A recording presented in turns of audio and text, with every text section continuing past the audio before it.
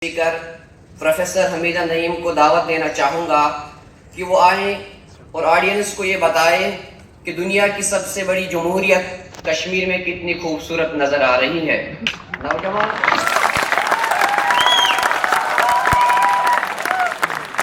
नौजवानों के हाथ में कलम के बदले गन, आंखों में पैलेट, स्कूल और कॉलेज पे ताले, तलबा यूनियन पर बैन, इलेक्शन में धांधली और तारीख साज वादों की पामाली क्या वाकई कश्मीर की कहानी है। जनाब मोहतरमा हमीदा नईम साहिब।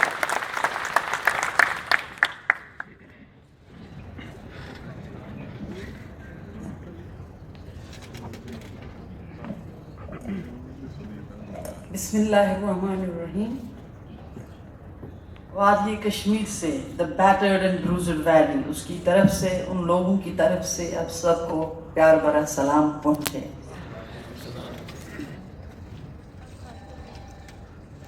मैं जो कहना चाहती हूँ, I will caption it, epigraph it with certain versus, और वो वर्सेस होंगे which will actually suggest things which I am not able to say.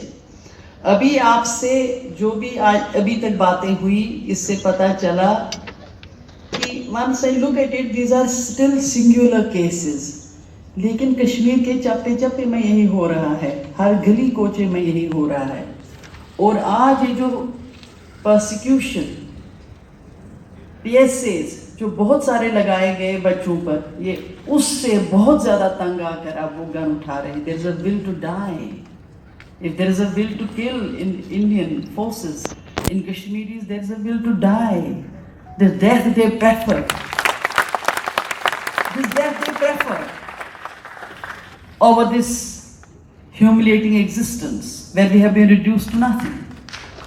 And I have been saying over the years that Kashmir has been made the laboratory of giving supremacy to security agencies. And I said that these security agencies will now use it every part of India because they have internalized it so much. They have given it so much of sanction in Kashmir that they will use it without any qualms of conscience in every part of India. So I said I will use first, I'll just recite some verses which is nothing but an epigraph of what I am going to say. First is, नहीं मिन्नत कशे ताबे शनीदन दास्ता मेरी, खामोशी गुफ्तगू है बेजुबानी है जुबां मेरी। दूसरा है, जब रंग पाब गिल हूँ फजाएं भी कैद हवाएं भी कैद हूँ। जब रंग पाब गिल हूँ हवाएं भी कैद हूँ, क्या इस फजा में परचमे जख्मे जिगर खुले। है जिंदगी, नेक्स्ट इस गालिब का, है जिंदगी में मौत का खटका लगा हुआ, उड़ने से पेशतर ही मेरा रंग जर्द था। नेक्स्ट इज जालिब, जुल्म रहे और अमन भी हो, क्या मुमकिन है तुम ही कहो। हर धड़कन पे खौफ के पहरे, हर आंसू पर पाबंदी, ये जीवन भी क्या जीवन है, आग लगे इस जीवन को। हंसती गाती रोशन वादी तारीखी में डूब गई, बीते दिन की लाशों पे ए दिल मैं रोती हूँ तुम भी रो। अपने खून सिए हैं तुमने, मेरी जुबान को मत रोको, तुमको अगर तौफीक नहीं तो मुझको ही सच कहने दो।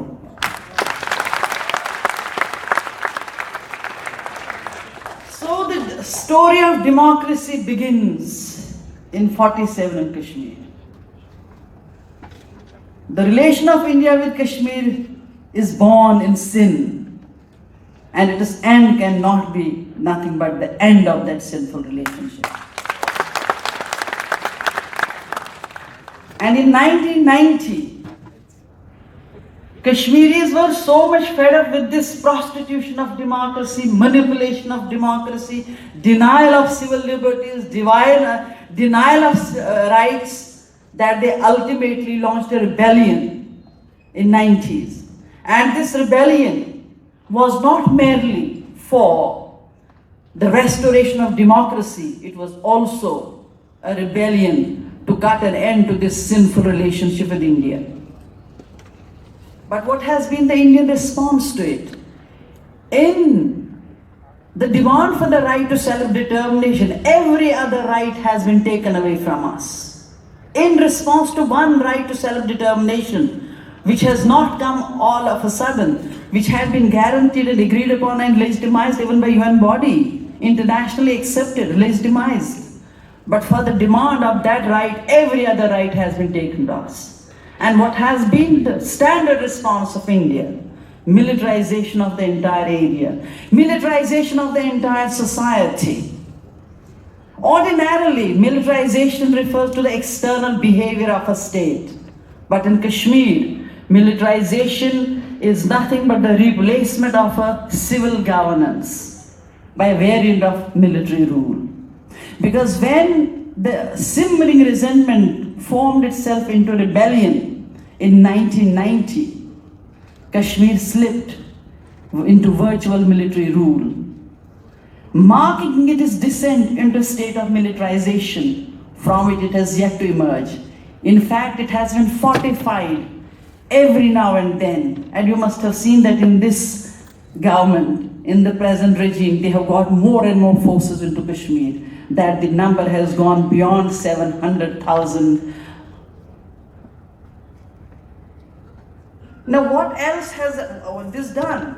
The transformation of the military into an agent of domestic repression, arbitrary killings, arbitrary detention, extrajudicial killings, torture, rape, and sexual abuse constitutes part of this process of militarization. Besides arbitrarily grabbing your land and destroying your property every now and then in search of these boys who have picked up guns, and we have seen that so much destruction, especially for the last, first it was in 1992, but then it has stopped to some extent after 4 years, because in last year only 800 cordon and destroy operations took place in the area of South Kashmir. And second, in a context which is characterized by the elimination of distinction between war and human rights abuse, the army military functions as an agent of the state, not bound by the rule of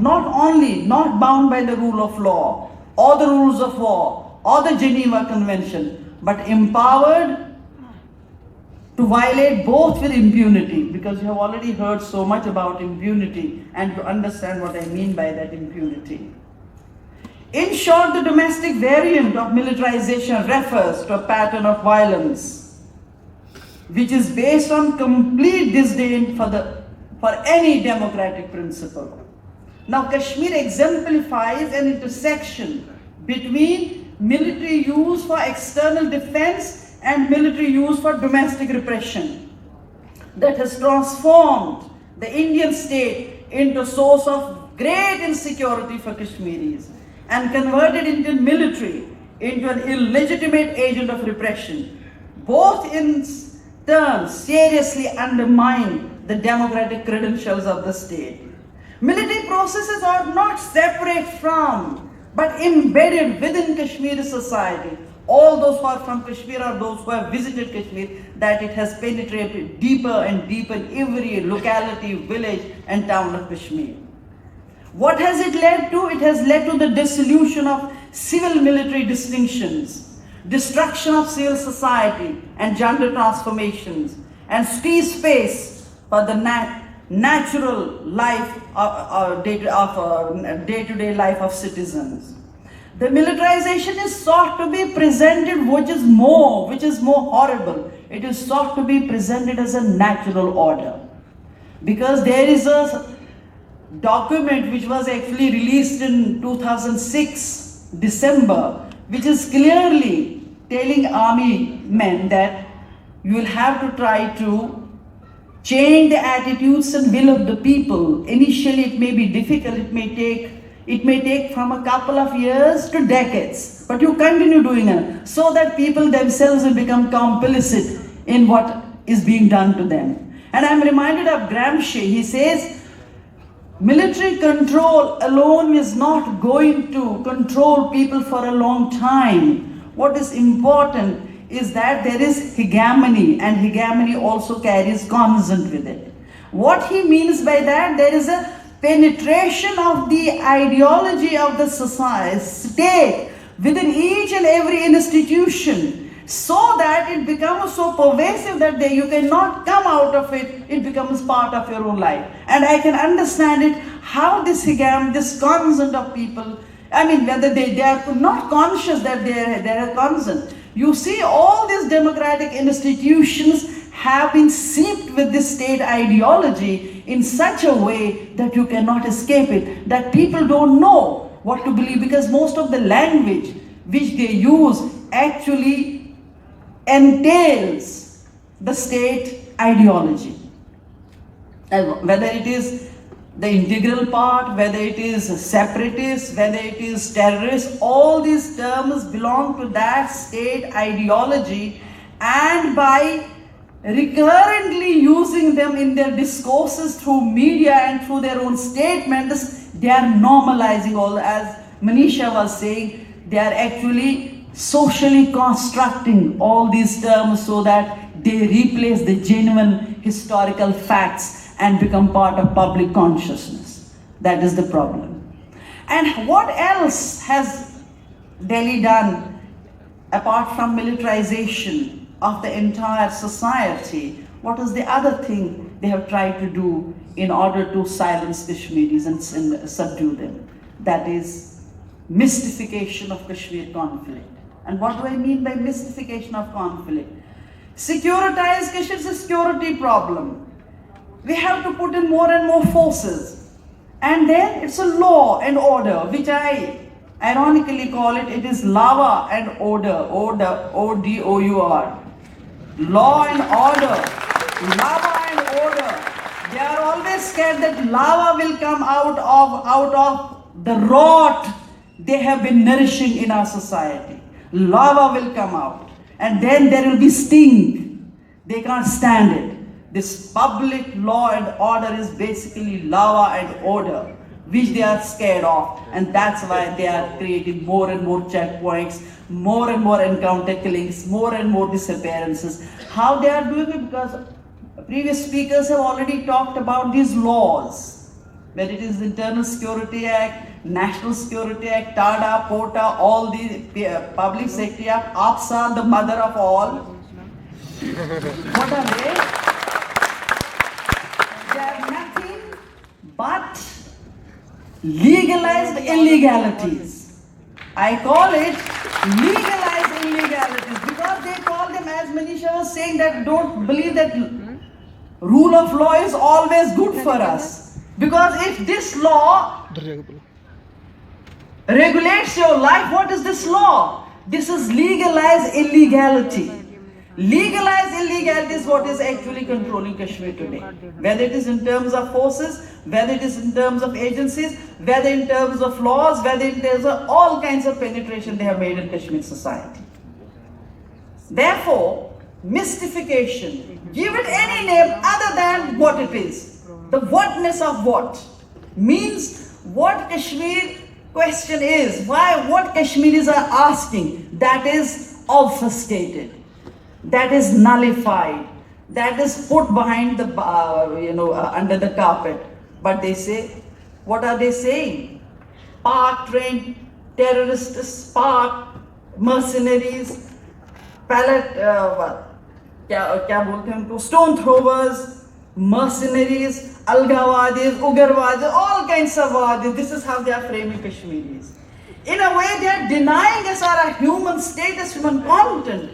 But they have given all these labels through which Kashmiris are being defined. And when common Indians come to Kashmir, they hug them. They say, but they are quite different. They are not all that. What have been fed through this media? Media feed us all these lies. They are this and that and they are nothing. But when they see the hospitality of Kashmiris, in spite of the fact what the Indian forces are doing to Kashmiris, Kashmiris are always opening their arms to people who come from England, and therefore their own dominant discourse is all the time nullified, rejected by people who visit and who come with open eyes. So mystification of the conflict, give it any name except for what it is. It is not for the right to self-determine. It is not for all those promises which India has made from time to time. It's not for all that. But it's only Pak has sponsored. Now, how will they justify this modern, educated militants in Kashmir today? So far, they used to say poor people are picking up guns. But what about today? Trained architects, engineers, doctors, all these people are picking guns because they prefer death to this kind of life. ये जीवन भी क्या जीवन है? आग लगे इस जीवन को, जो मैंने कहा. When I asked these boys, please don't take up guns, you are finishing your lives. We need you. You are destroying a generation. They say we don't want to live in this system. They are willingly going. There is a will to die. And there is a will to die in a nation. No one can actually subdue it. Third thing is how they are dealing this cry for democratic system by pluralization, multiplication of stakeholders. Now primarily there are only three parties to Kashmir dispute: India, Pakistan and the people of Kashmir from both sides of the LOC. You understand? But over the years, Indian state has tried to fragmentize the entire state in terms of Dogras, Kashmiris, Pandits, Shias, Sunnis, Bakarwalas, all this. They have tried to overemphasize the social diversity. On the one hand, to fracture Kashmir's major narrative. Narrative for rights. It is not for any Islamic state. It is only for rights and the restoration of the sovereignty. And that is what they have been trying to mystify. For the last many years, they have actually tried to do a kind of ideological coup d'etat by transplanting a terminology from business, that is stakeholders. Stakeholder is in a business enterprise. And when there are so many stakeholders in a business enterprise, all of them are equal participants in that, or they have degrees of participation, but all are stakeholders. Now by transplanting this business terminology into political dispute of Kashmir, they have tried to make Kashmir as a business enterprise, in which there are multiple plethora of interested groups. And in this, they have actually made army as one of the major stakeholders. Now, army is only an agent of the state. It is at the service of the state. It has not any independent existence of its own. But India, in this dominant discourse, has been calling army as a major stakeholder. Unless army wants a decision, we can't do anything. And then to make you laugh, Kashmir experts, NGOs, all those people have also been made stakeholders. And whenever there is a conference on Kashmir, all these people are brought, and then there is also one Kashmiri. He is also brought into this. Because there are so many stakeholders. Pandits form only 1.5% of Kashmir population, and they are major stakeholders. In any conference, you will have 10 Pandits and you will have one Muslim. This is how they are topsy-turvying the basic democratic principles. That's why I say one way of churning their democracy, their democratic faces, to create as many stakeholders as possible, so that Kashmir has to be fragmentized and divided into slices and pieces which are to be given to all these stakeholders. And that is why Panam Kashmir has already carved out part of Kashmir as a separate, and they are also trying to make, this government has a plan to make a separate road to Pahalgam and carve out that area totally as a, last time in 2008, they had already, government had allotted them land also, over which there was that agitation, and ultimately they had to rescind that order. But that is intact. They have already made this route, and that route will go directly to that area. They are in a way trying to carve out that area out of Kashmir.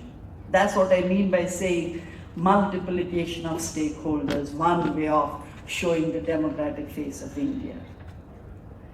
Another is this fraudulent elections, and most of the Kashmiris who know what kind of elections are fought, how they are manipulated by IB, how they are dividing seats among these people, and how it is the government is actually made in Delhi and that is actually imposed on Kashmir, because it is nothing but an extension of Delhi government. Extension in the sense they are puppets of Delhi government. They have no existence of their own. I have been calling it, it is the prostitution of democracy, to use that harsh word. And once you have this assembly is nothing more than an extended municipal corporation so far as the interests of Kashmiris are concerned. But it's a very potent force when Delhi has to get those laws passed which are disempowering Kashmiris. You should know that. It's not always an impotent assembly. It is very potent when they have to get certain laws passed through this assembly. But so far as Kashmir's empowerment is concerned, it is nothing more than an extended municipal corporation. I'm quickly going over things because the time is less. Yet another is, I told you, this linguistic imperialism. All those terms are used which are just the opposite of what the real thing is. That's why I say they tell Indian public Kashmir is an integral part, in spite of the fact we have never been given that right to exercise our right whether we want to be part of India or Pakistan or independent. Hence the question of separation does not arise. We are not separate, we have never been part of India. It has always been, and that may take me to Article 370. Because there is a public misperception about Article 370 which has been created by BJP over the years. And what is that public misperception? That Article 370 is a temporary and therefore could easily be removed. We know what successive governments in Delhi have done to Article 370 under the garb of presidential ordinances. So far as 370 is concerned, that any law could be extended to Kashmir with the concurrence of Constituent Assembly. That Constituent Assembly has ceased to be. And on their own arbitrarily they said, now it is the government of the day. And the government of the day is already there made. And therefore whatever they ask them to do, they do. As I said, this is an extended arm, it's a puppet. It is a puppetry government, which is always taking dictates from Delhi. And therefore there is no genuine democracy anywhere. So what happens when Maharaja entered into this kind of reluctant relationship with India in 1947 October? Reluctantly, because he wanted to have a standstill agreement with both India and Pakistan. Pakistan agreed, India did not, till it manipulated instrument of accession. When this king had already left Kashmir, he was in Bombay at that time under popular revolt, he had already left. But king enters into this relationship as a sovereign. He was not subservient at that time, he was not part of India. He was Kashmir was one of the princely states, one of the 4 princely states who were given a choice to accede to either of the domains on the basis of the majority religion of those states. Whereas in Hyderabad, king was Muslim and the subjects were Hindus. And king wanted to be part of Kashmir, but Indians say you can't, no, because of the logic of partition is that you can't. By the logic they have kept there. But once it comes to Kashmir, they entered into agreement with king, whereas 80% population was Muslim. Democracy, it is born in sin. So they manipulated this. But even when they manipulated it, king is doing it as an independent sovereign. And once he enters into this relationship, this is on a basis that he is delegating some of the powers to Delhi. But everywhere BJP says, Kashmir has been given special status by India and that's why we want to take it away. What are you going to take? What special status? We have delegated some of the powers. Though reluctantly, which is also, that instrument accession is always interrogated by people. But even if we take it as a honest, true document, like Governor General at that time has said in case of dispute, it is to be referred back to people. And there you have your resolutions also. Therefore, India has not given any special status to Kashmir. In fact, Kashmiris have parted with some of the powers which they have given to Delhi at the time. And therefore, take it out of your mind that we have given Kashmiris a special status. And then the word temporary was kept along with this article that once the issue is resolved, it will go out of Indian constitution. That is why it was temporary. BJP is interpreting, I call it hermeneutic violence. Violence of interpretation, they are doing it. So they say it is a temporary and therefore we can remove it at any time. Temporary means the soon to be resolved dispute will end this Article 370. It is in that sense temporary. Because this was kept as a safeguard. Matlab, when Indian constitution was made, Nehru called Sheikh Abdullah that how shall we define our relationship with us? So Sheikh Abdullah at that time wrote the articles which we have given to you in instrument of accession, those should be reflected and nothing else, because it is temporary, it is conditional. And it can remain there only till the dispute is resolved. So it is temporary in that sense. Because I wanted to tell it to the Indian public that India has not given us any special status which other states can also ask. In fact, they have taken power from us, they have taken our sovereignty, and our whole struggle is for the restoration of that sovereignty.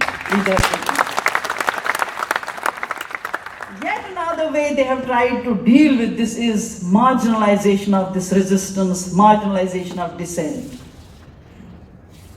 अरे mainstream Kashmir की है हमारे साथ. These are few ये misled people by Pakistan who are actually asking for something. These are few people. ये कुछ गुमराह लोग हैं जो ये सब बातें करते हैं.